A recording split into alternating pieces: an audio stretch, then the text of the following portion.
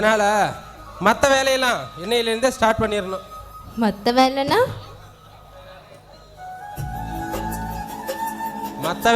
மற்ற வேலை தான்.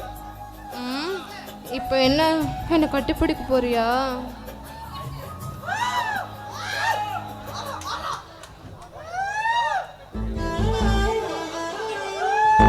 தம்பி தம்பி அண்ணே உள்ள வாங்கண்ணே. தம்பி ஒன்றும் இல்லைடா, சிங்கப்பூருக்கு கம்பெனியில் டூர் போட்டிருக்காங்கடா. உங்கள் அன்னைக்காரு கூட்டே போகணும் ரொம்ப அடம் பிடிக்கிறா. அதுக்கு தான் நம்ம அம்மாவை ஒரு வாரத்துக்கு இங்கே விட்டுட்டு போகலான்னு வந்திருக்கேன். அண்ணே அதுக்கு என்ன தயங்குறீங்க? இப்போ தான் ட்ரைனிங் முடிச்சுட்டு வந்திருக்கேன். நாளைக்கே வந்து அம்மா கூட்டிகிட்டு வந்துடுறேன். இல்லைடா, இப்போவே கையோட கூட்டு வந்துட்டேன். வெளியே தான் இருக்காங்க. ஒன்றும் தப்பு இல்லைண்ணே, கூட்டிகிட்டு வாங்க. ஒரு வாரம் தானே. நான் பார்த்து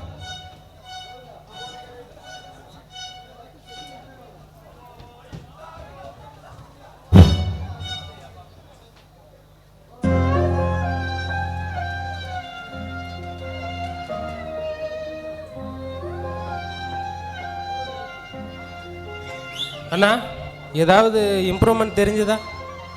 ஒன்றும் இல்லைடா.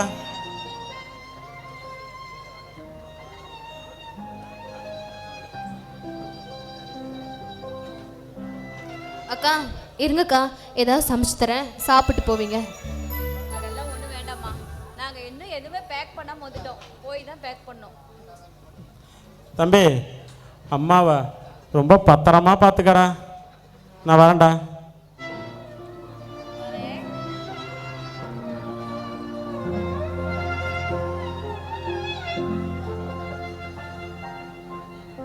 பாத்தியா பாத்தியா தமிழ், விதி நம்ம வாழ்க்கையில எப்படி விளையாடுதுன்னு பாத்தியா?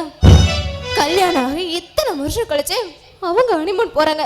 ஆனா ஹனிமூன் போக வேண்டிய நாம இப்படி வீட்டுல தொட்டு கூட பார்க்க முடியாத அளவுக்கு துடிச்சிட்டு இருக்கோம்.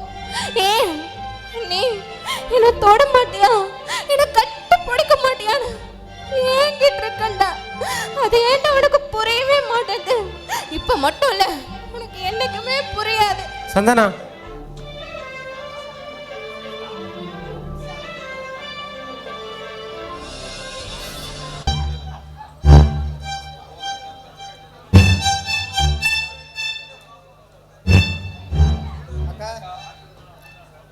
என்னக்கா டூர் போகிறேன்னு சொன்னீங்க, வழியெல்லாம் வந்தால் இன்னும் கிளம்பாமல் இருக்கிறீங்க?